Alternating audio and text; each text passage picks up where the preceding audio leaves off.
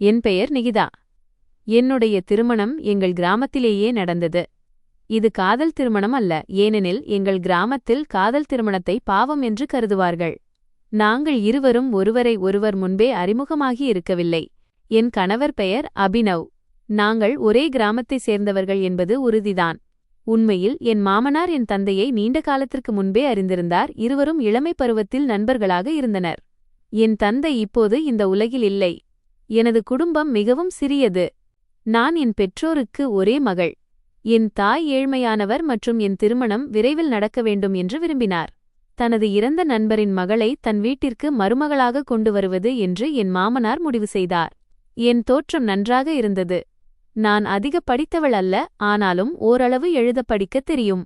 என் மாமனார் வீட்டில் அபினவுக்காக ஒரு பெண்ணை பார்த்திருக்கிறேன் என்று கூறியபோது, அபினவுக்காக எந்த பெண்ணை தேர்வு செய்திருக்கிறார் என்று என் மாமியார் ஆச்சரியப்பட்டார். அபினவ் ஆரம்பத்திலிருந்தே கடின உழைப்பாளி. அவர் தனது வாழ்நாள் முழுவதும் கூலி வேலை செய்தே கழித்தார். எனக்கு ஒரு மைத்துனர் இருந்தார். அவர் நகரத்தில் படித்தவர். பெரிய வேலை ஒன்றும் இல்லை, அதிக பணமும் சம்பாதிக்கவில்லை. இருப்பினும் என் மாமியார் அபினவை விட என் மைத்துனர் கேசவுக்கு அதிக முக்கியத்துவம் கொடுத்தார். கேசவ் என் கணவரை விட இளையவர், ஆனால் அவருக்கும் திருமணம் விரைவிலேயே நடத்தப்பட்டது. என் கணவருக்கு 3 சகோதரிகள் இருந்தனர். அவர்கள் திருமணமான பின்பும் அடிக்கடி தங்கள் பிறந்த வீட்டிற்கு வந்து கொண்டிருப்பார்கள். எங்கள் கிராமத்தில் சடங்குகளும் சம்பிரதாயங்களும் அதிகம். என் மாமனார் ஒரு விதவை பெண்ணின் மகளுக்கு ஒரு கண்ணியமான குடும்பத்தில் திருமணம் செய்து வைக்க விரும்புகிறார் என்றால் அது மிகவும் நல்ல விஷயம் என்று கிராமத்தில் உள்ள சிலர் கருதினர். என் மாமனார் இந்த முடிவை வீட்டில் உள்ளவர்களிடம் மட்டும் கூறாமல், கிராம மக்கள் அனைவர் முன்னிலையிலும், என் நண்பன் திலீப்பின் மகளை என் மகனுக்கு தேர்வு செய்திருக்கிறேன், இவர்கள் இருவருக்கும் விரைவில் திருமணம் செய்து வைப்பேன் என்று அறிவித்தார். நான் ஏழை குடும்பத்தை சேர்ந்தவள் என்பதால் என் மாமியாருக்கு என்னை பிடிக்கவில்லை.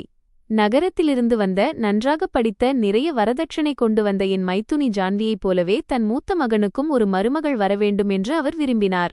ஆனால் அது நடக்க முடியாது. என் கணவர் படிப்பறிவற்றவர். என் மைத்துனி ஜான்வியின் தங்கையை தன் மூத்த மகனுக்கு மருமகளாக கொண்டு வர வேண்டும். அப்போதுதான் 2 சகோதரிகளும் ஒரே வீட்டில் இருப்பார்கள். சிறிய மருமகளுக்கு கிடைத்தது போல் பெரிய மருமகளுக்கும் அதிக வரதட்சணை கிடைக்கும் என்று என் மாமியார் விரும்பினார். ஆனால் இந்த முறை என் மூத்த மகனின் திருமண முடிவை என் மாமனார் தன் கையில் எடுத்திருந்தார். என் மாமியார் பலமுறை எங்கள் வீட்டிற்கு வந்து, நீ என் மகனை துரத்திக் கொண்டிருக்கிறாய், அவனை விட்டு விலகிவிடு, நான் உன்னை என் வீட்டு மருமகளாக விரும்பவில்லை என்று கூறினார். நானும் என் தாயும் அவர் பேச்சை கேட்டு அமைதியாக இருப்போம். நாங்கள் ஏழைகள், ஆதரவற்றவர்கள். எங்கள் தலைக்கு மேல் பெரியவர் என்று யாரும் இல்லை, எந்த ஆண்களின் துணையும் இல்லை. என் மாமனார் என்னை மருமகளாக ஏற்றுக்கொள்ள விரும்பினால் அது அப்படியே நடக்கட்டும் என்று என் தாய் உறுதியாக இருந்தார். என் மாமியாரின் பேச்சை கேட்டு பயப்படவோ அல்லது பின்வாங்கவோ கூடாது என்று அவர் நினைத்தார். ஏனெனில் அவர் தன் ஒரே மகளின் எதிர்காலத்தை மேம்படுத்த விரும்பினார். இந்த வீட்டிற்குச் சென்றால் தன் மகள் மகிழ்ச்சியாகவும் பாதுகாப்பாகவும் இருப்பாள் என்பதை அவர் உணர்ந்தார். அபினவுக்கும் என்னை பிடித்திருந்தது. தன் தந்தை என்ன சொல்கிறாரோ அதையே அபினவ் செய்வான். என் புகுந்த வீட்டில் அனைவரும் என்னை மருமகளாக ஏற்றுக்கொள்வதற்கு எதிராக இருந்தனர். அதற்கு ஆதரவாக இருந்தவர் என் மாமனார் மட்டும்தான். அவர் ஆரம்பத்திலிருந்தே மென்மையான குணம் கொண்டவர் மற்றும் நீதியின் பக்கம் இருப்பவர். வீட்டில் என் மாமியாரின் பேச்சுக்குத்தான் மதிப்பு அதிகம். அனைவரும் அவருக்கு கட்டுப்பட்டனர்.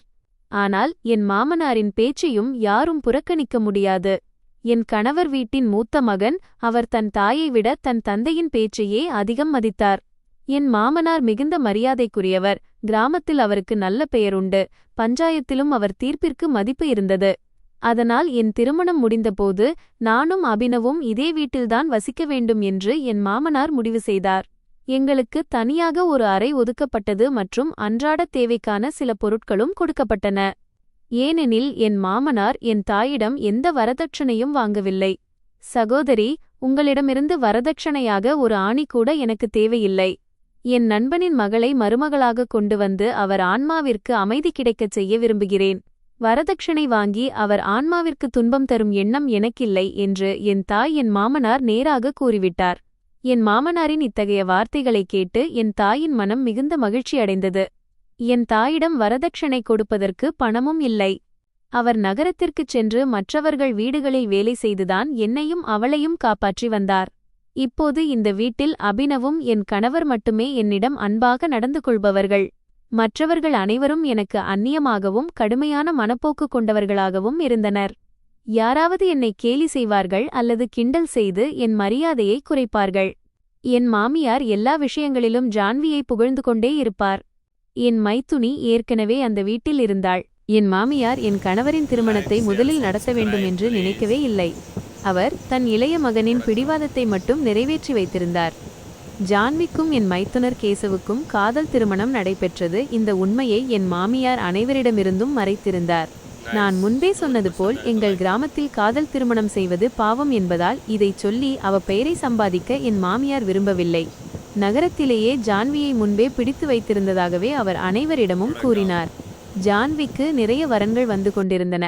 படித்த பெண்ணுக்கு படித்த பையனைத்தான் திருமணம் செய்து வைக்க முடியும். அதனால்தான் என் மைத்துனர் கேசவுக்கு ஜான்வியை தேர்ந்தெடுத்ததாக கூறினார். அபினவுக்கு எந்த வகையிலும் இது பொருந்தாது. கிராம மக்களும் அவர் சொன்னதை நம்பிவிட்டார்கள். நான் புகுந்த வீட்டிற்குச் சென்ற பிறகுதான் இந்த உண்மை எனக்கு தெரிந்தது. என் மாமியாரும் என் மைத்துனியும் ஒரு வலுவான கூட்டணியை அமைத்துக் கொண்டனர். என் 3 நாத்தனாரும் அவர்களையே வழிமொழிந்தனர். நான் வீட்டிற்கு வந்ததும் அவர்கள் என்னை ஒதுக்கி வைத்து ஒவ்வொரு விஷயத்திலும் என்னை குறிவைக்கத் தொடங்கினர். அபினவ் வேலைக்குச் சென்று விடுவார். நான் நாள் முழுவதும் வீட்டில் தனியாக இருப்பேன். அவர் கூலி வேலை செய்வார். நானும் நாள் முழுவதும் கடினமாக உழைப்பேன். அதனால் அவர்களுக்கு எந்த சுமையையும் கொடுக்க நான் விரும்பவில்லை. இரவு அவர் திரும்பி வரும்போது எல்லாம் சரியாகத்தானே இருக்கிறது என்று கேட்பார். நான் எப்போதும் அவரிடம் ஆமாம் எல்லாம் சரியாகத்தான் இருக்கிறது என்றுதான் சொல்வேன். அவர் வேலை முடிந்து சோர்வாக வரும்போது என் பேச்சால் அவர் கவலைப்படக்கூடாது என்று நினைத்தேன். ஏனென்றால் அவர் ஏற்கனவே நாள் முழுவதும் கடுமையாக உழைக்கிறார். அவர்கள் பலமுறை எனக்கு உணவு கொடுப்பதிலும் குறை வைப்பார்கள். ஆனால் அதை அபினவிடம் சொல்வதற்கு பதிலாக நான் எல்லோருடனும் சேர்ந்து சாப்பிட்டுவிட்டேன் என்று பொய் சொல்வேன். இதனால் அவர் மனம் வருத்தப்படக்கூடாது, தன் வேலையில் கவனம் செலுத்த வேண்டும் என்று நினைத்தேன். என் மாமனார் என் பக்கம் ஏதாவது பேசிவிட்டாலோ அல்லது நான் அவரிடம் பேசிவிட்டாலோ மற்றவர்களுக்கு அது பெரிய கோபத்தை உண்டாக்கும். வீட்டின் சூழலே மாறிவிடும். என் மாமியார் அடிக்கடி நீ என் மகனுடன் கட்டாயமாக ஒட்டிக்கொண்டிருக்கிறாய், உனக்கும் என் மகனுக்கும் எந்த பொருத்தமும் இல்லை என்று சொல்வார். நாத்தனார்கள் நீ எங்கள் அண்ணனுக்கு தகுதியானவள் இல்லை என்று அனைவர் முன்னிலையிலும் கேலி செய்வார்கள். ஒரு நாள் என் மாமியார் மீண்டும் இதையே கூறியபோது என் மாமனார் உடனடியாக அவரை தடுத்து நிறுத்தினார். நானும் தைரியத்தை வரவழைத்து பதிலளித்தேன். நான் என் விருப்பப்படி இந்த வீட்டிற்கு வரவில்லை. நீங்கள்தான் என்னை அழைத்து வந்தீர்கள். நான் உங்கள் மகனுடன் ஒட்டிக்கொள்ளவில்லை. என் விதி அவரோடு இணைக்கப்பட்டிருந்தது. உங்களுக்கும் என் கணவருக்கும் திருமணம் நடந்திருக்கிறது. என் கணவர் மீது நான் அன்பு வைத்திருக்கிறேன் என்றேன். என் மாமியார் கோபத்துடன் அன்பை வைத்து நாங்கள் என்ன செய்யப் போகிறோம்? எங்களுக்கு கௌரவம்தான் முக்கியம். உன்னை போன்ற ஏழை பெண் இந்த வீட்டிற்கு வந்து குடும்பத்தின் கௌரவத்தை கெடுக்கிறாய். இந்த வீட்டின் எந்த ஒரு உறுப்பினருக்கும் பிடிக்காத முதல் பெண் நீதான். கிராம மக்கள் கருணை காட்டி கட்டாயப்படுத்தி உன்னை எங்கள் தலையில் கட்டி வைத்து விட்டார்கள். இல்லையென்றால் நாங்கள் உன்னை மருமகளாக ஏற்றிருக்க மாட்டோம். உன் தந்தை உயிரோடு இருந்திருந்தால் அவரிடம் பேசி இந்த திருமணத்தையே நடக்க விடாமல் செய்திருப்பேன். உன் தாய் கிராம மக்களிடம் பொய்க்கண்ணீர் வடித்து உன்னை தந்திரமாக எங்கள் வீட்டிற்கு அனுப்பிவிட்டாள். இப்போது நீ இந்த வீட்டை ஆக்கிரமிக்க பார்க்கிறாய் என்று கூறினார். நான் மௌனமாக நின்று கேட்டுக்கொண்டிருந்தேன். என் கண்களில் கண்ணீர் வழிந்தது. என் மாமனார் இதைக் கேட்டு அனைவர் முன்னிலையிலும் நீங்கள் ஏன் இந்த பெண்ணை தவறாக புரிந்து கொள்கிறீர்கள்? இதில் இவள் தவறு ஏதுமில்லை. என் நண்பனின் மகளை இந்த வீட்டிற்கு மருமகளாக கொண்டு வர வேண்டும் என்று நான்தான் முடிவு செய்தேன். நான்தான் கண்ணியத்துடன் இவளை வீட்டிற்கு அழைத்து வந்தேன். என் மகனுடன் இவள் மகிழ்ச்சியாக இருக்கிறாள். இவர்களது உறவு பலமாக இருக்கும்போது உங்களுக்கு என்ன பிரச்சனை என்று கேட்டார். என் மாமியார் நீங்கள் எப்போதும் இவளுக்குத்தான் ஆதரவு தருகிறீர்கள். இவள் உங்களை சரியாக வழிநடத்திக் கொண்டிருக்கிறாள். நீங்கள் இவளை ஒருபோதும் தடுத்ததில்லை. இவளுக்கு எல்லாவற்றையும் கொடுத்து எல்லாவற்றையும் எளிதாக்கிக் கொடுத்துவிட்டீர்கள். அதனால்தான் இவள் இப்போது எங்கள் அனைவர் தலையிலும் ஏறி ஆடிக்கொண்டிருக்கிறாள்.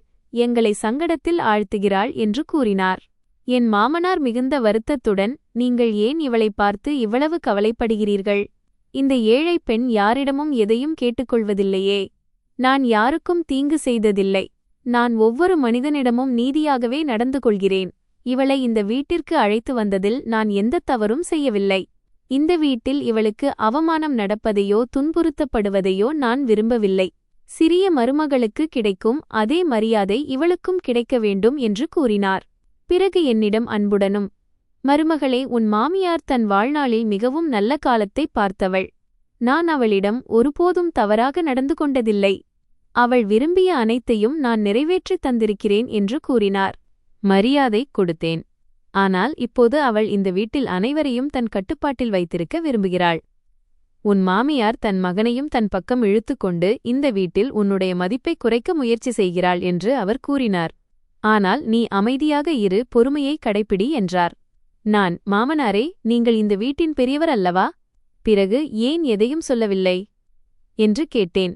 அதற்கு அவர், நான் பெயருக்குத்தான் பெரியவன், ஆனால் அநீதிக்கு என்னால் துணை போக முடியாது. நான் அன்பிற்கு எதிரானவன் அல்ல. நீ என் மகன் மீது அன்பு வைத்திருக்கிறாய், அவனை மதிக்கிறாய். இதுவே எனக்கு போதுமானது என்றார். மீண்டும் உதாரணம் காட்டிக்கொண்டே, ஜான்வி இருக்கிறாளே, உன் மைத்துனி, அவள் தன் கணவனை முழுவதுமாகத் தன் வசப்படுத்தி வைத்திருக்கிறாள். அவன் மனைவி என்ன சொல்கிறாளோ அதையே பேசுகிறான்.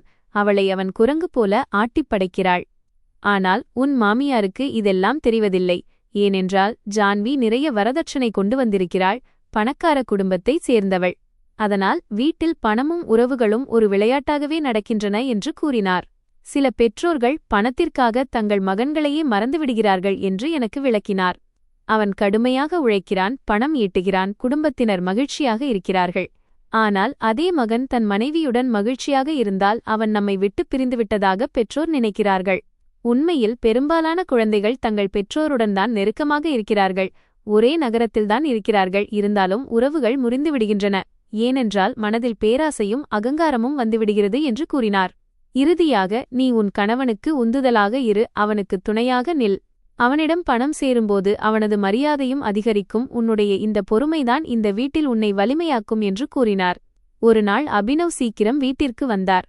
அவர் வீட்டிற்குள் நுழைந்தபோது அவர் முகத்தில் வழக்கத்திற்கு மாறான உணர்ச்சிகள் இருந்தன.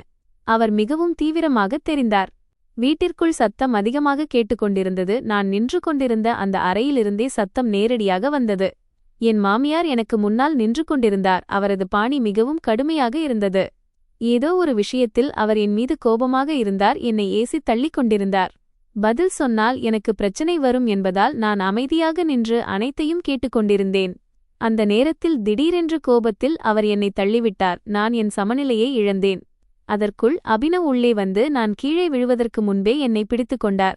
அவர் என்னை தன் பக்கம் இழுத்து தரையில் விழாமல் காப்பாற்றினார். அபினவின் முகம் கோபத்தாலும் அதிர்ச்சியாலும் சிவந்து போயிருந்தது. அவர் வேகமாகத் தன் தாயின் அருகில் சென்று, நீங்கள் என்ன செய்கிறீர்கள்? ஏன் இவளை தள்ளினீர்கள்? இவள் அப்படி என்னதான் செய்துவிட்டாள் என்று கேட்கத் தொடங்கினார். என் மாமியார் ஒரு நிமிடம் அமைதியானார். அவரது வார்த்தைகள் நின்றன. ஏனெனில் உண்மை என்னவென்றால் நான் எந்த பெரிய தவறும் செய்யவில்லை. அன்று என் மைத்துனியின் வீட்டார் வந்திருந்தனர். அவர்களுக்கு உணவு பரிமாறுவதற்காக அவள் தன் வீட்டில் இருந்து கொண்டு வந்த விலையுயர்ந்த டின்னர் செட்டை எடுத்திருந்தாள். நான் மேஜையில் தட்டுகளை அடுக்கிக் கொண்டிருந்தேன். ஆனால் எதிர்பாராத விதமாக என் கையிலிருந்து ஒரு தட்டு நழுவி உடைந்துவிட்டது. இதற்காக என் மைத்துனி என்னை மிக கேவலமாக பேசி, நீ ஏழை, இப்படிப்பட்ட பாத்திரங்களை நீ கனவில் கூட பார்த்திருக்க மாட்டாய். விலையுயர்ந்த டின்னர் செட் என்றால் என்னவென்று உனக்கு என்ன தெரியும்? இந்த டின்னர் செட்டின் விலை உன் தாய் மாதக்கணக்கில் உழைத்து சம்பாதிப்பதை விட அதிகம் என்று கூறினாள். என் மைத்துனியின் பேச்சைக் கேட்டு அழுது கொண்டே ஓடி வந்து அறையில் நின்றிருந்தேன். என்னால் நடந்தது திட்டமிட்டு நடந்தது அல்ல. ஆனால் என் மாமியாரால் பொறுக்க முடியவில்லை. மீதி இருந்த வசவுகளையும் தீர்க்க அவர் என்னை தேடி வந்தார். இதனால்தான் பிரச்சனை பெரிதானது. ஆனால் அந்த தள்ளு விழுந்ததில் என் உடல்நிலை மோசமடையத் தொடங்கியது. உடலில் ஒரு பலவீனம் தெரிந்தது. அபினவ் என்னை பிடித்துக் கொண்டிருந்தார். ஆனால் என் கையில் அடிபட்டிருந்தது. வலி அதிகரித்துக் கொண்டே இருந்தது. அவர் உடனே என்னை மருத்துவரிடம் அழைத்துச் சென்றார். மருத்துவர் சில பரிசோதனைகளை செய்தார். ரிப்போர்ட் வந்ததும் அபினவின் முகத்தில் ஒரு நொடியில் எல்லாம் மாறிவிட்டது. நான் கர்ப்பமாக இருப்பதாக மருத்துவர் கூறினார். இந்த செய்தியை கேட்டவுடன் அபினவின் கண்களில் மகிழ்ச்சி பொங்கியது. அவர் மிகவும் மகிழ்ச்சியடைந்தார். அவரது எல்லா சோர்வும் ஒரே நொடியில் மறைந்துவிட்டது போலிருந்தது. அவர் மீண்டும் மீண்டும் என் கையை பிடித்துக்கொண்டு இதுதான் மிகப்பெரிய நற்செய்தி என்று சொல்லிக் கொண்டிருந்தார். வீட்டிற்கு திரும்பியபோது என் மாமனாரும் மிகவும் மகிழ்ச்சியாக இருந்தார். அவர் முகத்தில் நிம்மதி தெரிந்தது. ஏனெனில் வீட்டில் மகிழ்ச்சி பெருக வேண்டும், வம்சம் தழைக்க வேண்டும் என்றுதான் அவர் எப்போதும் விரும்பினார். ஆனால் மறுபுறம் என் மைத்துனியின் முகத்தில் மௌனமும் பொறாமையும் தெளிவாக தெரிந்தது. ஏனென்றால் அவள் இந்த வீட்டிற்கு பணத்தையும் பொருட்களையும் கொண்டு வந்திருந்தாலும் இதுவரை இந்த குடும்பத்திற்கு ஒரு வாரிசை வழங்கவில்லை. அதனால் அவளுக்குள் ஒருவிதமான படபடப்பு இருந்தது. என் 3 நாத்தனாரும் இந்த செய்தியை கேட்டு உடனே தங்கள் பிறந்த வீட்டிற்கு வந்தனர். மூத்த நாத்தனார் ஷிகா, இனி இவள் இன்னும் அதிகமாக தலைகணம் பிடித்து அலைவாள் என்று சொன்னாள். கடைசி நாத்தனார் மான்சி, ஆமாம், நம் அண்ணனும் இனி இவளைத்தான் அதிகம் கவனிப்பார் என்றாள்.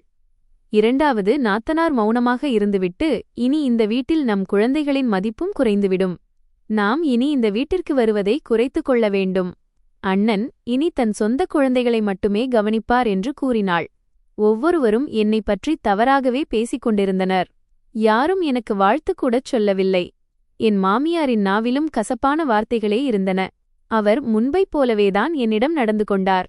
இரவு அனைவரும் தூங்கிய பிறகு அபினவ் அமைதியாக அமர்ந்திருந்தார். திடீரென்று அவர் கண்கள் கலங்கின. நான் ஆச்சரியத்துடன் அவரை பார்த்து, என்ன ஆனது, ஏன் அழுகிறீர்கள் என்று கேட்டேன். அவர் கனத்த குரலில், எனக்கு எல்லாம் தெரிகிறது. இந்த வீட்டில் உனக்கு என்ன நடக்கிறது என்பதை நான் பார்த்து கொண்டுதான் இருக்கிறேன். நீ என்னிடம் எதையும் சொல்வதில்லை, ஆனால் எனக்கு எல்லாம் புரிகிறது. உன்னை தள்ளுகிறார்கள், நீயும் எல்லாவற்றையும் பொறுத்துக் கொள்கிறாய் என்றார். நான் அவர் கையை பிடித்துக்கொண்டு, நான் உங்களிடம் எல்லாவற்றையும் சொன்னால் என்ன நடக்கும்? அனைவரும் ஒன்று சேர்ந்துவிட்டார்கள், அது இன்னும் பிரச்சனையைத்தான் வளர்க்கும் என்றேன். அவர் சிறிது நேரம் அமைதியாக இருந்தார். பிறகு என் கையை உறுதியாக பிடித்துக்கொண்டு, நான் உன்னிடம் வாக்குறுதி அளிக்கிறேன், ஒரு நாள் வரும், அப்போது நம்மிடம் எல்லாம் இருக்கும். நான் உன்னை இந்த வீட்டிலிருந்து பிரித்து நம் சொந்த வீட்டிற்கு அழைத்துச் செல்வேன். அது நம் வீடாக மட்டுமே இருக்கும், அங்கே உனக்கு யாரும் எந்த துன்பமும் தரமாட்டார்கள் என்றார். நான் மெதுவாக, நான் உங்களை என் கட்டுப்பாட்டில் வைத்திருப்பதாக மக்கள் ஏற்கனவே பேசிக்கொள்கிறார்கள். நாம் தனியாக பிரிந்து சென்றால் நான்தான் உங்களை அழைத்துச் சென்றேன் என்று அவர்கள் சொல்வார்கள் என்றேன்.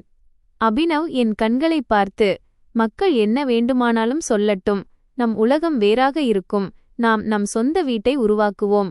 உன்னை யாருக்கும் முன்னால் ஒருபோதும் தலைகுனிய விடமாட்டேன் என்று உன்னிடம் சத்தியம் செய்கிறேன் என்றார். அவர் சொன்னதைக் கேட்டு முதல் முறையாக என் மனதில் அமைதி ஏற்பட்டது.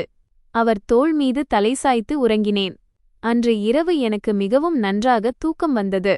என் சோர்வு முழுவதும் நீங்கியது. நான் எப்போதாவது என் தாயின் வீட்டிற்குச் செல்லும்போது அவர்களிடம், வீட்டில் உள்ளவர்கள் அனைவரும் ஒரு பக்கம் இருக்கிறார்கள், ஆனால் என் கணவர் மட்டும்தான் என்னை கவனித்துக் கொள்கிறார். அதனால் யாராவது என்ன வேண்டுமானாலும் சொல்லட்டும், அவர்களின் வார்த்தைகளைப் பற்றி எனக்கு கவலை இல்லை என்று கூறுவேன். அடுத்த நாள் காலை விடிந்தபோது வாழ்க்கை ஒரு புதிய திருப்பத்தில் நிற்கிறது என்றும் வரப்போகும் காலம் அனைத்தையும் மாற்றப் போகிறது என்றும் எனக்கு தெரிந்திருக்கவில்லை. மதியம் நேரம் என் மைத்துனர் வீட்டிற்குள் நுழைந்து என் மாமாரிடம் ஏதோ அவசரமாகச் சொன்னார். அவர் முகத்தில் ஏதோ ஒரு பெரிய அதிர்ச்சி ஏற்பட்டதைப் போல பதற்றம் இருந்தது. என் மாமனார் அவர் சொன்னதைக் கேட்டு அதிர்ந்து போனார். அவர் அடிகள் நின்று போயின, அவர் முகம் வெளுத்துப் போனது. அங்கே இருந்த என் மாமியார் திடீரென்று சத்தமாக அலறினார். ஒரே நொடியில் அந்த வீடே துக்கமயமாக மாறியது. எல்லா பக்கமும் சத்தமும் ஓட்டமும் தொடங்கியது. நான் பயந்து போய் என்ன நடந்தது என்று அனைவரிடமும் கேட்டுக்கொண்டே இருந்தேன். ஆனால் யாரும் தெளிவான பதில் சொல்லவில்லை. பிறகு மெதுவாக அபினவுக்கு விபத்து ஏற்பட்டுவிட்டதாகவும் அவரது நிலைமை மிகவும் கவலைக்கிடமாக இருப்பதாகவும் என்னிடம் கூறப்பட்டது. நாங்கள் விரைவாக மருத்துவமனைக்குச் சென்றோம். அங்கே சூழல் மிகவும் கனமாக இருந்தது. வெள்ளைச் சுவர்களும் குளிர்ந்த காற்றும் மனதை மேலும் பயமுறுத்தின. மருத்துவரிடம் கேட்டபோது பெரிய காயங்கள் எதுவும் ஏற்படவில்லை. ஆனால் தலையில் ஏற்பட்ட பலத்த அடி காரணமாக அவர் கோமாவில் மயக்க நிலையில் இருப்பதாகவும் அவர் எப்போது கண்விழிப்பார் என்று சொல்வது கடினம் என்றும் கூறினார். இதை கேட்டவுடன் என் உள்ளே ஏதோ ஒன்று உடைந்து போனது. என் மாமனார் ஒரு நாற்காலியில் அமர்ந்தார். அவர் கண்களில் இயலாமை தெரிந்தது. என் மாமியார் தொடர்ந்து அழுதுகொண்டே, என் மகனை என்னிடமிருந்து பிரித்துவிட்டார்கள், இதற்கு நீதான் காரணம் என்று சொல்லிக் கொண்டிருந்தார். மருத்துவமனையில் இருந்த சிலர் என் மாமியாரிடம் சமாதானம் சொல்ல முயன்றனர். விபத்து யாருக்கு வேண்டுமானாலும் நடக்கலாம், இதில் யாருடைய தவறும் இல்லை என்று கூறினர். ஆனால் அவர் எதையும் கேட்கத் தயாராக இல்லை. அபினவை உயிரோடு வைத்திருக்க தினமும் சிகிச்சைக்கும் இயந்திரங்களுக்கும் பணம் செலவாகும் என்றும் அவர் கண் விழிப்பதும் விழாமல் இருப்பதும் காலத்தைப் பொறுத்தது என்றும் மருத்துவர் கூறினார். நான் மருத்துவரிடம் என் கணவர் அருகில் அமர அனுமதிக்க வேண்டும் என்று வேண்டினேன். ஆனால் அவர் கோமாவில் இருக்கிறார். அவருக்கு புறச்சத்தங்களோ அல்லது யாராவது அருகில் இருப்பதோ தெரியாது. நீங்கள் வேண்டுமானால் வீட்டிற்குச் சென்று காத்திருங்கள் என்று மருத்துவர் கூறிவிட்டார். இந்த வார்த்தைகள் என் இதயத்தில் கல்லை போல விழுந்தன. நான் மௌனமாகி திரும்பி வந்தேன். ஆனால் உள்ளுக்குள் முழுமையாக உடைந்து போயிருந்தேன். வீட்டிற்கு திரும்பிய பிறகு என் உலகம் முற்றிலும் மாறிவிட்டிருந்தது. முன்பே இந்த வீடு என்னை ஏற்றுக்கொள்ளவில்லை. இப்போது நிலைமை இன்னும் மோசமாகிவிட்டது. என்னிடம் ஒரு வேலைக்காரியைப் போல நடந்து கொள்ளத் தொடங்கினார்கள். ஏச்சுகள், தள்ளுமுள்ளுகள், ஒவ்வொரு விஷயத்திலும் அவமானப்படுத்துவது என்று தொடர்ந்தது. என் கணவர் வீட்டிலிருந்தபோது என்னிடம் சத்தமாக பேசத் துணியாத என் நாத்தனார்கள் இப்போது என்னை தாங்க முடியாத அளவுக்கு துன்புறுத்தத் தொடங்கினார்கள். ஒரு நாத்தனார் தன் துணிகளைக் கொண்டு வந்து இவற்றைத் துவை என்பாள். இன்னொருத்தி என் கால்கள் வலிக்கிறது, அழுத்திவிடு என்று கட்டளையிடுவாள். அவர்களின் இந்தச் செயல்களால் நான் மிகுந்த மன உளைச்சலுக்கு ஆளானேன். வீட்டின் எல்லா வேலைகளையும் செய்துவிட்டு அவர்களின் வேலைகளையும் செய்ய வேண்டியிருந்தது. ஆனால் நான் கர்ப்பிணியாகவும் உடல் பலவீனமாகவும் இருக்கிறேன் என்பதை யாரும் நினைக்கவில்லை. என் உடல்நிலை அடிக்கடி சரியில்லாமல் போகும். ஆனாலும் எனக்கு ஓய்வு கிடைக்கவில்லை. காலம் கடந்தது. அந்த சூழலிலேயே நான் ஒரு ஆண் குழந்தையை பெற்றெடுத்தேன். வீட்டில் மகிழ்ச்சி இருந்தது. ஆனால் மறுபுறம் அபினவின் மயக்க நிலை அந்த மகிழ்ச்சியை முழுமையடைய விடவில்லை. நான் அடிக்கடி மருத்துவமனைக்குச் சென்றேன். அபினவ் அதேபோல் இயந்திரங்களின் துணையுடன் படுத்திருந்தார். அவர் தலையில் கட்டுப்போடப்பட்டிருந்தது. உடலில் எந்த அசைவும் இல்லை. இயந்திரங்களின் சத்தம் மட்டுமே அவர் உயிருடன் இருப்பதற்கான உணர்வை தந்தது. கோமா நோயாளிகளைப் பற்றி உறுதியாக சொல்ல முடியாது என்று மருத்துவர்கள் கூறுவார்கள். சிலர் சில நாட்களில் கண் விழிப்பார்கள், சிலரோ பல ஆண்டுகள் ஆகலாம். சில நோயாளிகள் 10 ஆண்டுகள் கூட இதே நிலையில் இருப்பார்கள். அவர் அருகில் அமர்ந்து அசைவற்று கிடக்கும் அவர் கைகளையே பார்த்துக் கொண்டிருப்பேன். ஒரு நாள் அவர் கண்களைத் திறந்து எல்லாம் பழையபடி ஆகிவிடாதா என்று மனதிற்குள் வேண்டிக்கொள்வேன். அந்த கடைசி நினைவுகள் என் மனதில் ஆழமாக பதிந்திருந்தன. அபினவ் என்னுடன் இருந்தபோது அவர் தோள் மீது தலை சாய்த்தால் எனக்கு நிம்மதி கிடைக்கும். அவர் தன் பலமான கைகளால் என்னை கட்டிக்கொண்டால் எல்லா ஆபத்துகளிலிருந்தும் பாதுகாப்பாக உணர்வேன். ஒரு நாள் உனக்கு ஒரு பெண்ணின் உரிமைக்குரிய எல்லாவற்றையும் நான் பெற்றுத் தருவேன். பாதுகாப்பான மற்றும் கண்ணியமான வாழ்க்கையை தருவேன் என்று அவர் அடிக்கடி கூறுவார். ஆனால் இப்போது அதே மனிதன் மருத்துவமனை படுக்கையில் உதவியற்ற நிலையில் அசைவின்றி படுத்திருக்கிறார். அவரை அந்த நிலையில் பார்ப்பது எனக்கு ஒவ்வொரு நாளும் ஒரு புதிய காயத்தை ஏற்படுத்தியது. அவர் அருகில் அமர்ந்தால் பழைய குரல்கள் என் மனதில் எதிரொலிக்கும். அவர் உயிருடன் சிரித்துக்கொண்டு என்னுடன் இருந்த தருணங்கள் என் கண்முன் வந்து செல்லும். அதே காலகட்டத்தில் என் மகன் பிறந்தான். அவனுக்கு அபிமன்யு என்று பெயரிட்டேன். இது அபினவ் தன் மகனுக்காக நினைத்து வைத்திருந்த பெயர்தான். ஆனால் அவர் இன்னும் தன் மகனை பார்க்கவோ கையில் ஏந்தவோ முடியவில்லை.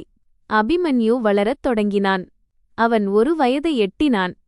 நான் அபினவிடம் செல்லும்போது அபிமன்யு அவர் அருகில் சென்று அப்பா அப்பா என்று மழலை மொழியில் அழைப்பான்.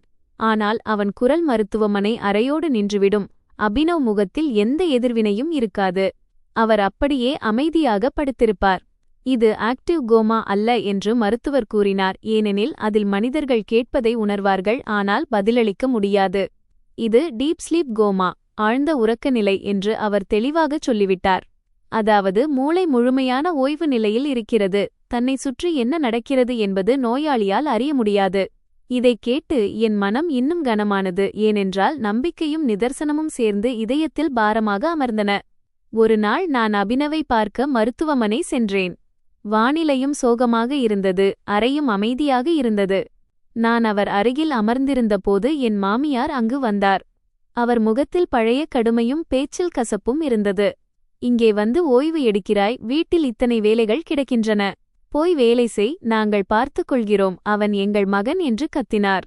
நான் மெதுவாக, நான் சிறிது நேரம் உட்கார்ந்துவிட்டு போகிறேன். இப்பதான் வந்தேன் என்றேன். அவர் என் பேச்சை கேட்காமலேயே, நீ உட்கார்ந்தால் இவன் சரியாகிவிடுவானா? போ இங்கிருந்து என்றார். பிறகு என்னை தள்ளிவிட்டு மருத்துவமனை அறையை விட்டு வெளியேற்றினார். 1 நிமிடம் நான் வாசலிலேயே நின்று கொண்டிருந்தேன். உள்ளே அபினவ் உதவியற்ற நிலையில் அசைவின்றி படுத்திருந்தார்.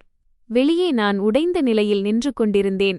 காலம் கடந்தது, பண்டிகைகள் வந்தன, பருவங்கள் மாறின. ஆனால் எனக்கு மட்டும் எல்லா நாட்களும் ஒன்றாகவே இருந்தன. எந்த மகிழ்ச்சியும் என்னை நெருங்கவில்லை. புதிய உடைகளோ கொண்டாட்டங்களோ இல்லை, வெறும் மௌனமும் காத்திருப்பும் தான் இருந்தது. என் மாமனாரும் இந்த அதிர்ச்சியில் முற்றிலும் அமைதியாகவும் உதவியற்றவராகவும் ஆகிவிட்டார். தன் மகனின் இழப்பில் அவரும் உடைந்து போயிருந்தார். அவரது உடல்நிலையும் முன்பிருந்ததை விட மோசமாகிவிட்டது. வீட்டில் எங்கும் ஒரு சோகம் சூழ்ந்திருந்தது. ஒவ்வொரு சுவரும் மௌனமாக இருந்தது. அபினவ் கோமாவிலிருந்து மீண்டு வரவேண்டும். அப்போதுதான் என் வாழ்க்கையில் மீண்டும் வண்ணங்கள் திரும்பி என் வீடு மீண்டும் உயிர் பெறும் என்று நான் இரவு பகலாக வேண்டிக் கொண்டிருந்தேன். குழந்தை வளர்ந்து கொண்டிருந்தான். இப்போது அவன் வெறும் பால் மட்டும் குடிக்கவில்லை, அவனுக்கு உணவு தேவைப்பட்டது. ஆனால் இந்த வீட்டில் அவனுக்கு தேவையானவை எப்போதும் கிடைப்பதில்லை. நான் நாள் முழுவதும் வீட்டு வேலைகளில் மூழ்கி மிகுந்த சோர்வுடன் இருப்பேன். அவன் அழுது உணவு கேட்கும்போது சில சமயம் நான் கோபத்தில் வீட்டில் என்ன இருக்கிறதோ அதைச் சாப்பிடு என்று சொல்லிவிடுவேன். அந்த பாவம் செய்த குழந்தை அமைதியாக அதையே சாப்பிட்டுவிட்டு அல்லது பசியுடனேயே உறங்கிவிடுவான். அவன் தூங்கும்போது அவன் முகத்தை பார்த்தால் என் இதயம் உடைந்துவிடும்.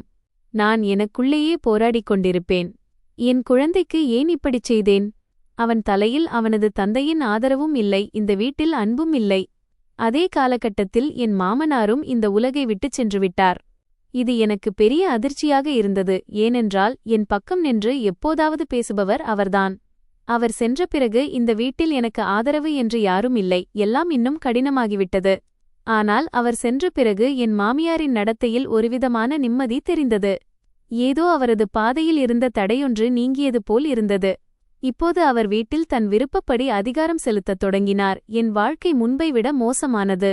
4 ஆண்டுகள் கடந்துவிட்டன. அபினவ் இன்னும் கோமாவிலேயே இருந்தார். மருத்துவமனைக்கு செல்வது என் வாழ்க்கையின் ஒரு பகுதியாகிவிட்டது. ஒவ்வொரு முறையும் நம்பிக்கையுடன் செல்வேன். ஆனால் ஒவ்வொரு முறையும் அதே உதவியற்ற மௌனமான உடல்தான் எனக்கு கிடைக்கும். அதில் உயிரின் அடையாளம் எதுவும் இல்லை. வீடு மற்றும் மருத்துவமனைக்கு இடையே என் வாழ்க்கை ஏதோ ஒரு தேக்க நிலையில் சிக்கிக்கொண்டது.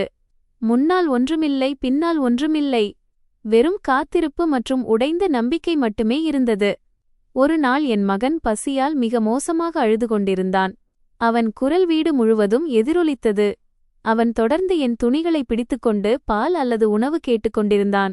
ஆனால் அந்த நேரத்தில் அவன் பசியைத் தீர்க்க எதுவுமே இல்லை. நான் மீண்டும் மீண்டும் சமையலறையை பார்த்தேன். இப்போது என்ன செய்வது என்று உள்ளுக்குள் தவித்தேன். சமையலறையில் ஒரு தட்டில் அல்வா இருந்தது. அன்று என் மைத்துனி தன் திருமண நாள் என்பதால் தனக்காகவும் தன் கணவருக்காகவும் சிறப்பாக செய்திருந்தாள். இன்று வீட்டில் பெரிய விழா. பல விருந்தினர்கள் அழைக்கப்பட்டிருந்தனர். அனைவரும் அந்த தயாரிப்பில் இருந்தனர். எங்கும் மகிழ்ச்சியான சூழல் இருந்தது.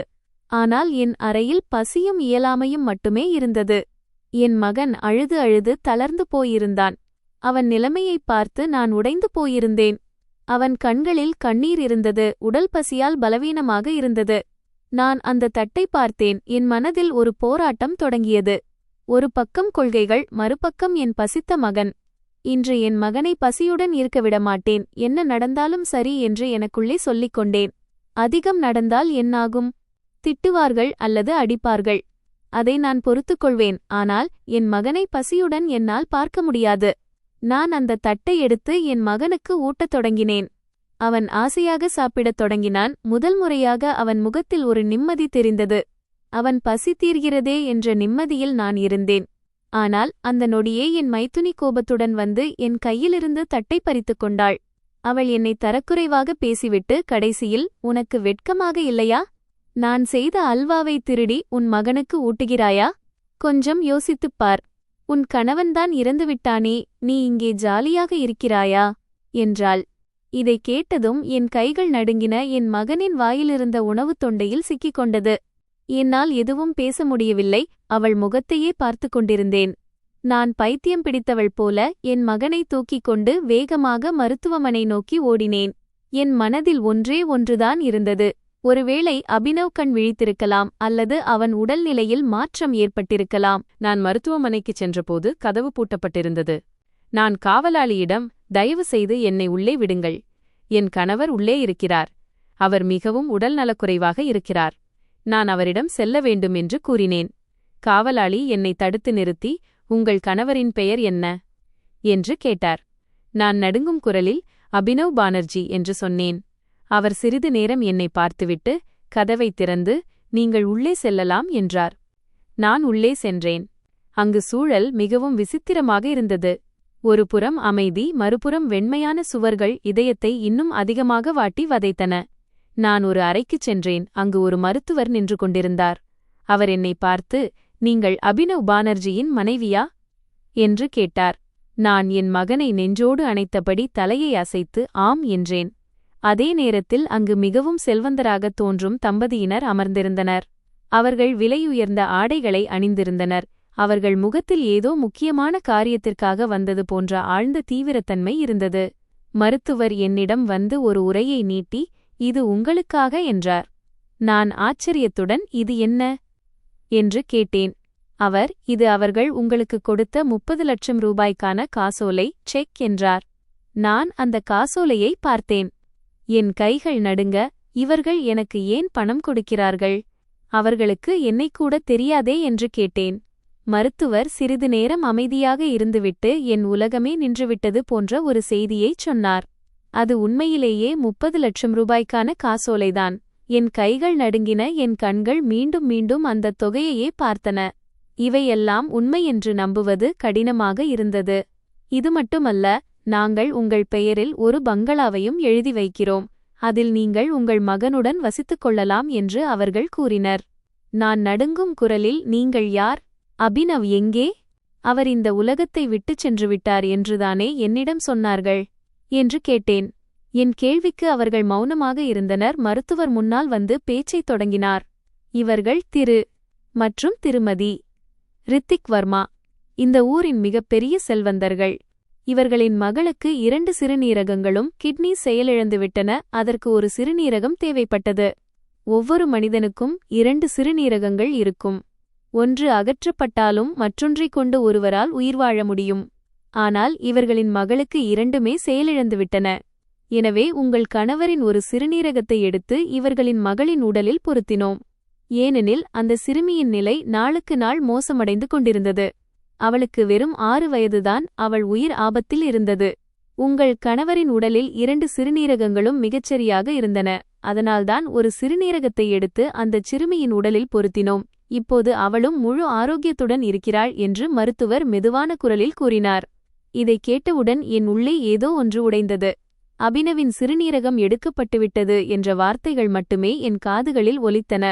நான் அலறிக்கொண்டு, அப்படியானால் என் கணவர் இப்போது இந்த உலகத்தில் இல்லையா என்று கத்தினேன்.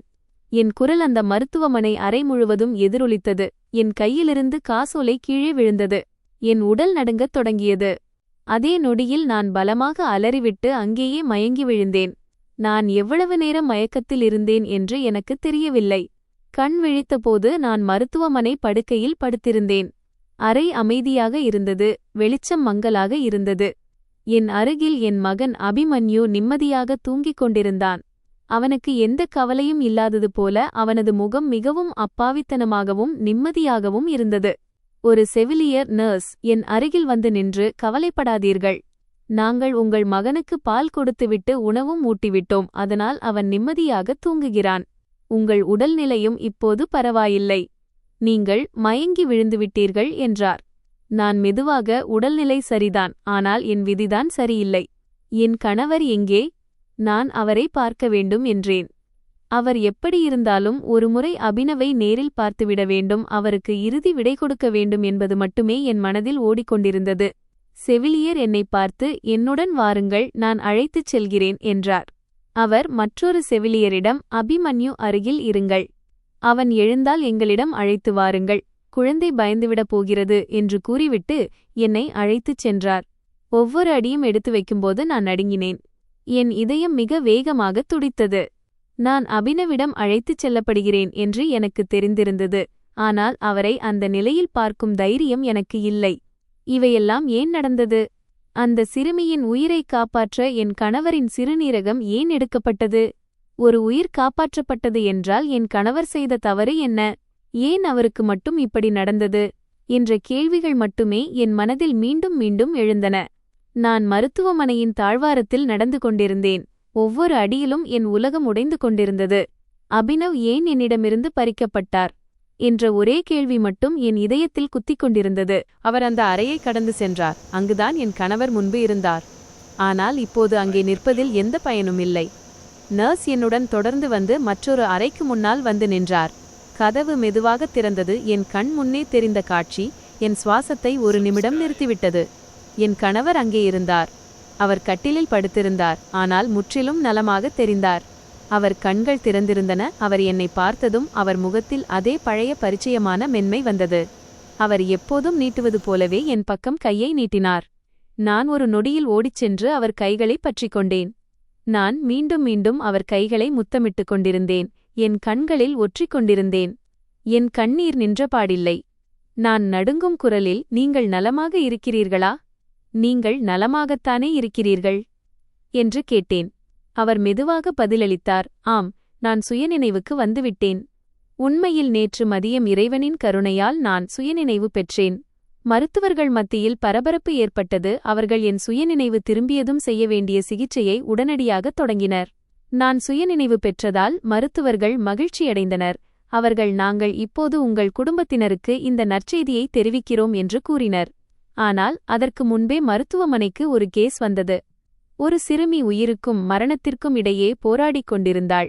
அவளது 2 சிறுநீரகங்களும் பழுதடைந்திருந்தன. ஒரு ஆரோக்கியமான மனிதனின் சிறுநீரகம் கிடைத்தால் ஒரு சிறுநீரகத்தை அவளுக்கு பொருத்தி அந்த சிறுமியின் உயிரை காப்பாற்ற முடியும் என்று மருத்துவர் கூறினார். அந்த சிறுமியின் பெற்றோர் அழுது கொண்டே, டாக்டர், ஏதாவது செய்யுங்கள், எவ்வளவு பணம் வேண்டுமானாலும் செலவு செய்கிறோம், எப்படியாவது எங்கள் மகளை காப்பாற்றுங்கள். நாங்கள் எங்கள் மகளை அவ்வளவு நேசிக்கிறோம். அவள் இந்த உலகத்தை பார்த்ததே இல்லையே என்று கூறினர். என்னால் பொறுக்க முடியவில்லை. என் உடலிலும் 2 சிறுநீரகங்கள் இருக்கின்றன அல்லவா என்ற எண்ணம் என் மனதில் தோன்றியது. நான் ஒரு சிறுநீரகத்துடனேயே உயிர் வாழ முடியும். ஒரு சிறுநீரகத்தால் ஒரு குழந்தையின் உயிர் பிழைக்கும் என்றால் அதை செய்ய நான் தயார். அதற்கு பதிலாக அந்த தம்பதியினர் எனக்கு நிறைய பணம் தருவதாக ஒப்புக்கொண்டனர். பிறகு அறுவை சிகிச்சை நடந்த பிறகு அந்த சிறுமியின் உயிரும் காப்பாற்றப்பட்டது. நான் சுயநினைவு பெற்றதால் அந்த சிறுமியின் உயிர் பிழைக்க வேண்டும் என்பதற்காகவே இறைவன் என்னை மீண்டும் கொண்டு வந்திருக்கலாம். தன் கணவரின் பேச்சைக் கேட்டு நான் ஒரு நிமிடம் அமைதியானேன். என் மனதில் என் நாத்தனார் கூறிய அதே விஷயங்கள் தோன்றின. நான் மெதுவாக, ஆனால் ஜான்வி எனக்கு வேறொன்றைச் சொன்னாளே என்றேன். அபினவ் என்னை பார்த்து மென்மையாக, ஒருவேளை அவள் உன்னை சோதிப்பதற்காக அப்படிச் சொல்லியிருக்கலாம். உன்னை தொந்தரவு செய்வதற்காகவே அவள் அப்படி ஒரு கதையை கட்டியிருப்பாள். ஏனென்றால் நான் நலமாக இருக்கிறேன் என்ற செய்தியை மருத்துவர்கள் வீட்டிற்குத் தெரிவித்திருந்தனர் என்றார். நான் சமையலறையில் என் மகனுக்கு அல்வா ஊட்டிவிட்டுக் கொண்டிருந்தபோது அவள் வேண்டுமென்றே என்னை துன்புறுத்தும் வகையில் பேசினாள் என்று நினைத்துக் கொண்டேன். அதே சமயம் அபினவ் உயிருடன் இருந்தால் வீட்டார் அனைவரும் ஏன் அவ்வளவு சோகமாக இருந்தார்கள், இதுவரை யாரும் ஏன் நேரில் வரவில்லை என்ற கேள்வியும் என் மனதில் எழுந்தது. நான் அபினவிடம் இதைக் கேட்டபோது, நிகிதா, இந்த இக்கட்டான நேரத்தில் யார் எனக்கு உண்மையானவர்கள், யார் சொந்தங்கள் என்பது எனக்கு தெரிந்துவிட்டது. நான் நலமாக இருக்கிறேன் என்ற செய்தி அவர்களுக்கு முன்பே கிடைத்துவிட்டது. ஆனால் இதுவரை யாரும் என்னை தேடி வரவில்லை என்றார். சிறிது நேரத்திற்குப் பிறகு என் மாமியார் மருத்துவமனைக்கு வந்தார். அவர் அபினவை உயிருடன் பார்த்ததும் உரக்க கதறி அழத் தொடங்கினார். நாங்கள் ஒவ்வொரு நாளும் அழுதோம். உன்னை பிரிந்து ஒரு நிமிடம் கூட நாங்கள் இருக்கவில்லையே என்று மீண்டும் மீண்டும் கூறினார். நான் அமைதியாக நின்று அவர்களை பார்த்து கொண்டிருந்தேன். என் நினைவுகளில் அதே பழைய காலம் சுழன்றது. கடந்த 4 ஆண்டுகளில் அவர் கண்களில் ஒரு சொட்டு கண்ணீரை கூட நான் பார்த்ததில்லை. ஆனால் நான் ஒன்றும் சொல்லவில்லை. என் கணவர் எல்லாவற்றையும் மௌனமாக பார்த்து கொண்டிருந்தார். அவர் ஒன்றும் பேச முடியவில்லை. சூழலை புரிந்து கொள்ள முயல்வது போல அனைவரின் பேச்சையும் கேட்டுக்கொண்டிருந்தார். நீண்ட கால மயக்கத்திற்குப் பிறகு நோயாளி கண் விழித்தால் உடல்நிலை முழுமையாக சீரடைய சில நாட்கள் மருத்துவமனையில் வைத்திருப்பது அவசியம் என்று மருத்துவர் கூறினார். அதனால் அவர் இன்னும் 20 நாட்கள் மருத்துவமனையில் இருக்க வேண்டியிருந்தது. அந்த நாட்களில் நான் எப்போதும் அவருடனேயே இருந்தேன். அவர் மெல்ல மெல்ல குணமடைந்தார். ஒரு நாள் அவரை வீட்டிற்கு அழைத்து வந்தோம். வீட்டிற்கு வந்ததும் அவர் பெட் ரெஸ்டில் இருந்தார். அப்போதுதான் அவர் முதல் முறையாக தன் மகன் அபிமன்யுவை பார்த்தார். அவன் இப்போது வளர்ந்திருந்தான். அவன் அருகில் அமர்ந்து அவனை உற்று நோக்கினார். பிறகு அவர் கண்களில் ஒரு விசித்திரமான ஈரப்பதம் தோன்றியது. அவர் மெதுவாக, நான் இவனுடைய குழந்தை பருவத்தின் அனைத்து தருணங்களையும் இழந்துவிட்டேனே. அவன் முதன்முதலில் நடந்தபோது, அவன் முதன்முதலில் என்னை அழைத்தபோது எப்படி இருந்திருப்பான் என்று கூறினார். நான் அவர் கையின் மேல் என் கையை வைத்து, நீங்கள் உயிருடன் இருக்கிறீர்கள், அதுவே மிகப்பெரிய விஷயம். மற்றவை காலப்போக்கில் சரியாகிவிடும் என்றேன். என் கணவர் திரும்பி வந்ததற்காக நான் இறைவனுக்கு நன்றி கூறினேன். இப்போது என்ன நடந்தாலும் சரி, அவரை மீண்டும் இழக்க நான் விரும்பவில்லை என்று என் மனதில் சொல்லிக் கொண்டேன். ஆனால் வீட்டு வேலைகளும் பொறுப்புகளும் முடிவாவதாக இல்லை. நான் அடிக்கடி அழைக்கப்பட்டு வேலைகளில் ஈடுபடுத்தப்பட்டேன். என் நாத்தனார்கள் என் கணவர் முன்னிலையில் தங்களுக்கு பின்னால் என்னை அவர்கள் ஒருபோதும் துன்புறுத்தாதது போல மிகவும் இனிமையாக பழகினர். இந்த வீட்டில் அதிக பொறுப்புகள் என் மீதுதான் இருந்தன. அபினவ் இதையெல்லாம் மௌனமாக பார்த்து கொண்டிருந்தார். அவர் கட்டிலில் படுத்திருந்தபடியே அனைத்தையும் உணர்ந்து கொண்டிருந்தார். ஆனால் அவர் பலவீனமாக இருந்ததால் அதிகம் பேசவில்லை. நானும் அவர் அருகில் அமர்ந்து காலம் நமக்கு எவ்வளவோ காட்டியிருக்கிறது என்று நினைத்து கொண்டிருந்தேன். ஆனால் இப்போது நான் ஒன்றுதான் விரும்புகிறேன். நம் குடும்பம் இனி ஒருபோதும் உடையக்கூடாது. என் கணவர் முழுமையாக குணமடைந்து சாதாரண நிலைக்கு திரும்ப இன்னும் குறைந்தது 15 முதல் 20 வரை நாட்கள் ஓய்வு தேவைப்பட்டது. ஆனால் அவர் ஒருநாள் திடீரென தன் கால்களில் எழுந்து நின்றார். ஏதோ ஒரு முக்கிய முடிவை உள்ளுக்குள் எடுத்தது போல அவர் இருந்தார். அவர் இவ்வளவு சீக்கிரம் எழுந்ததைக் கண்டு நான் அவரை தடுத்து, மருத்துவர் ஓய்வெடுக்கச் சொன்னார்களே, ஏன் இவ்வளவு சீக்கிரம் எழுந்தீர்கள் என்று கேட்டேன். அவர் புன்னகைத்து, செய்ய வேண்டிய வேலைகள் நிறைய இருக்கின்றன. நான் இனி இங்கே இருக்கப் போவதில்லை என்றார். அவர் சொன்னதைக் கேட்டு நான் ஆச்சரியத்தில் உறைந்து நின்றேன். அவர் தன் நண்பர்களை அழைத்து அவர்களின் உதவியுடன் எங்கள் உடைமைகளை வண்டியில் ஏற்றத் தொடங்கினார். எனக்கு ஒன்றும் புரியவில்லை. நாம் எங்கே போகிறோம் என்று கேட்டேன்.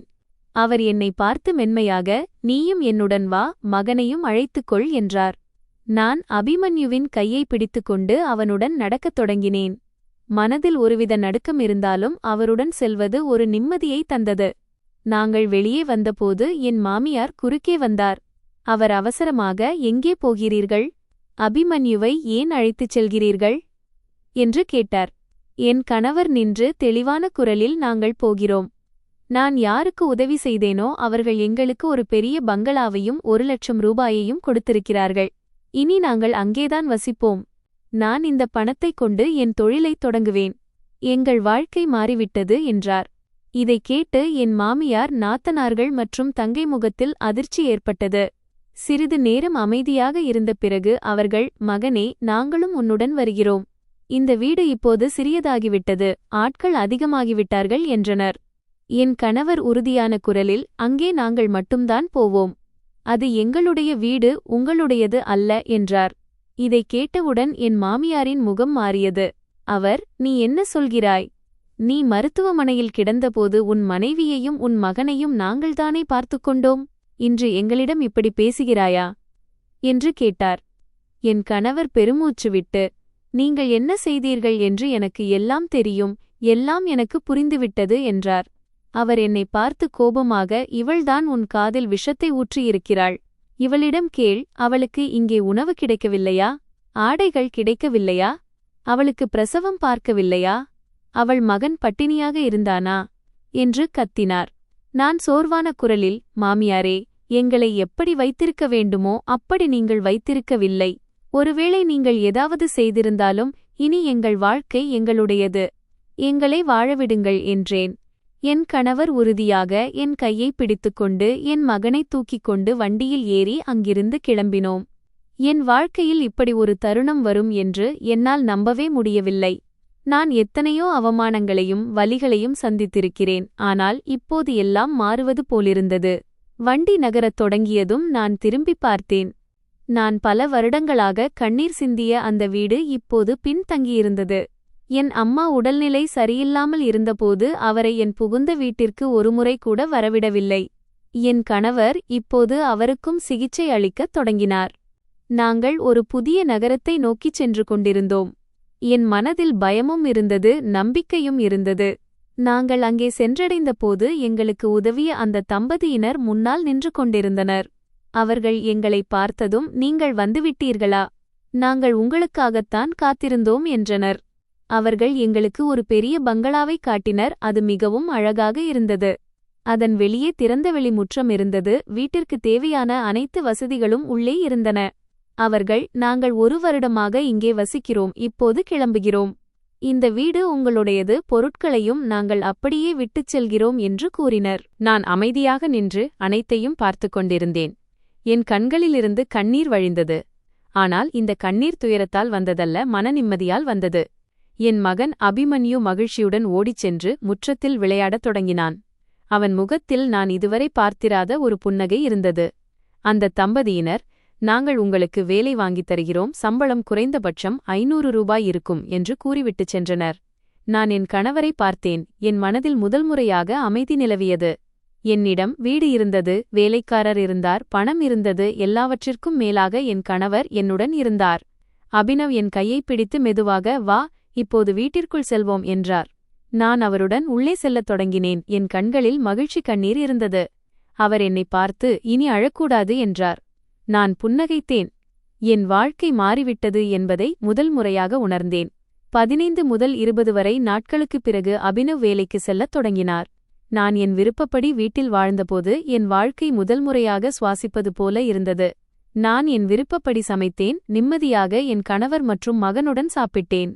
இப்போது யாரும் என்னை அழைத்து அவமானப்படுத்தவில்லை. யாரும் ஏளனம் செய்யவில்லை. யாரும் உணவின் கவல்களை எண்ணவில்லை. வீட்டின் ஒவ்வொரு அறையிலும் அமைதி இருந்தது. இந்த அமைதிக்காகத்தான் நான் பல ஆண்டுகளாக ஏங்கினேன். மெதுவாக என் அம்மாவின் உடல்நிலையும் தேறத் தொடங்கியது. என் கணவர் அவருக்கு எங்கள் வீட்டிலேயே இடம் கொடுத்தார். அபினவ் வேலைக்குச் செல்லத் தயாராகும்போது அபிமன்யு ஓடிச் சென்று அவர் கால்களை கட்டிக்கொள்வான். அபினவ் சிரித்துக்கொண்டே அவனை தூக்கி அவன் கன்னத்தில் முத்தமிடுவார். பிறகு என்னை நோக்கி புன்னகைத்து, பாரு, நம் மகன் எவ்வளவு குறும்புக்காரனாக ஆகிவிட்டான் என்பார். நான் கதவருகே நின்று அவர்கள் இருவரையும் பார்த்து கொண்டிருப்பேன்.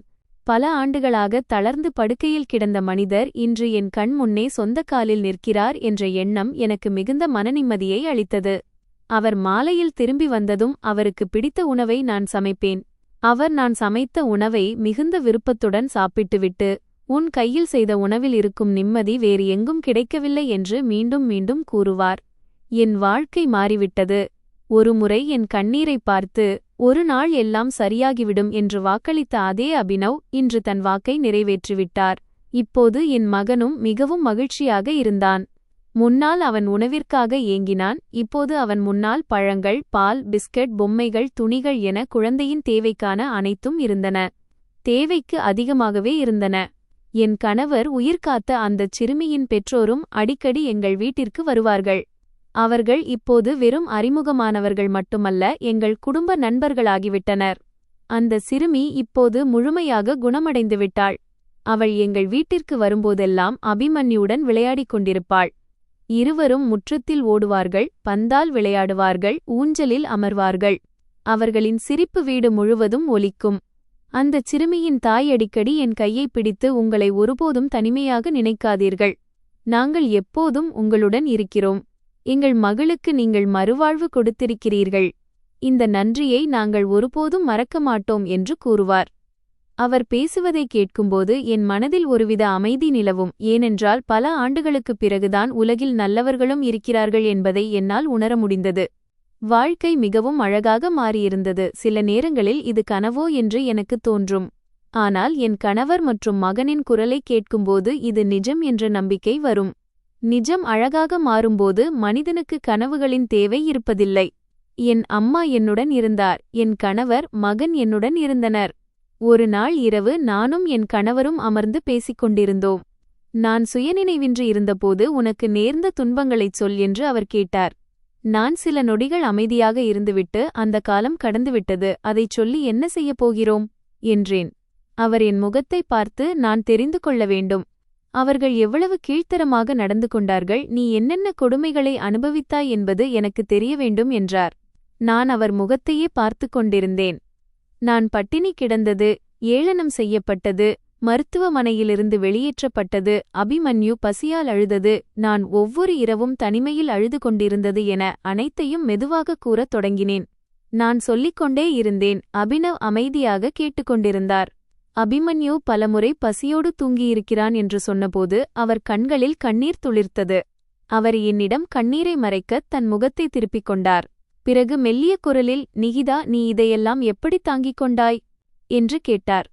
நான் மெல்லிய புன்னகையுடன், ஒருவேளை நீங்கள் மீண்டும் வருவீர்கள் என்ற நம்பிக்கை இருந்ததால்தான் என்னால் இதையெல்லாம் தாங்கிக் கொள்ள முடிந்தது என்றேன். பிறகு அவர் என் கையை பற்றிக்கொண்டு நீண்ட நேரம் எதுவும் பேசாமல் இருந்தார்.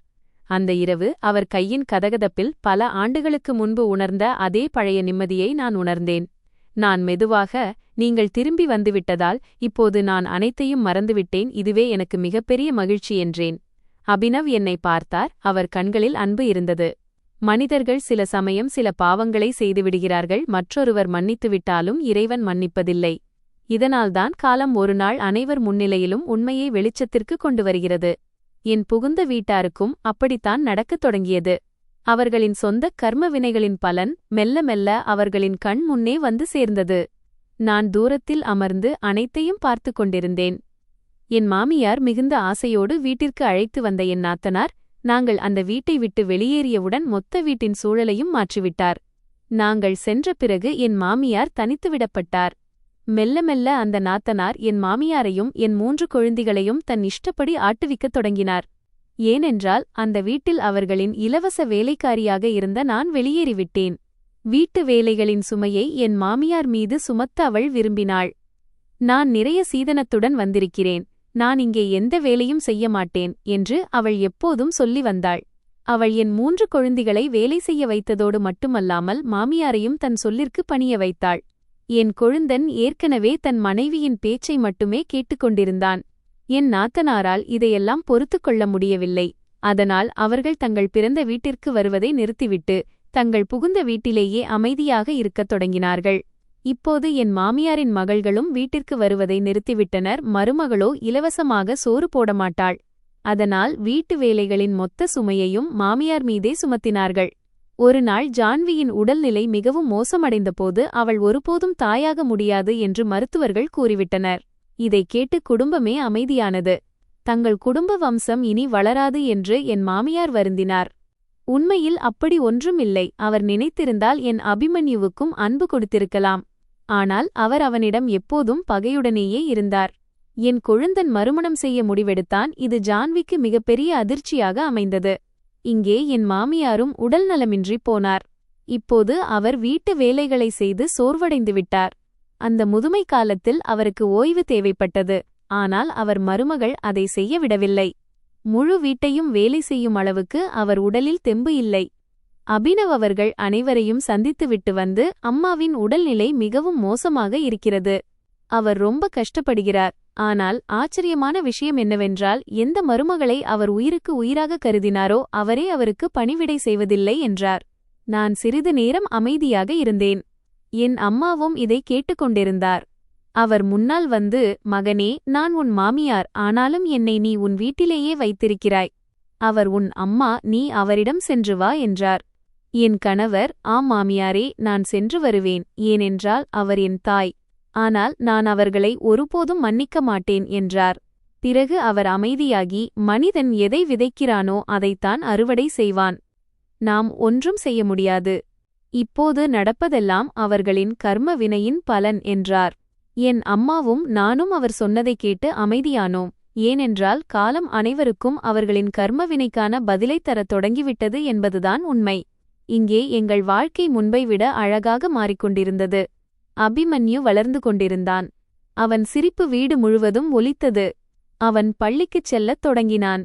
தினமும் புதிய விஷயங்களை கற்றுக்கொண்டு வருவான். தன் தந்தையுடன் மிகவும் மகிழ்ச்சியாக இருந்தான். சிறிது காலத்திற்குப் பிறகு இறைவன் எங்களுக்கு மற்றொரு நற்செய்தியை தந்தார். நான் மீண்டும் கர்ப்பமாக இருந்தேன். நான் அபினவிடம் இந்த செய்தியைச் சொன்னபோது அவர் கண்களில் மகிழ்ச்சி பொங்கியது. காலம் கடந்து சென்றது. நான் மற்றொரு மகனை பெற்றெடுத்தேன்.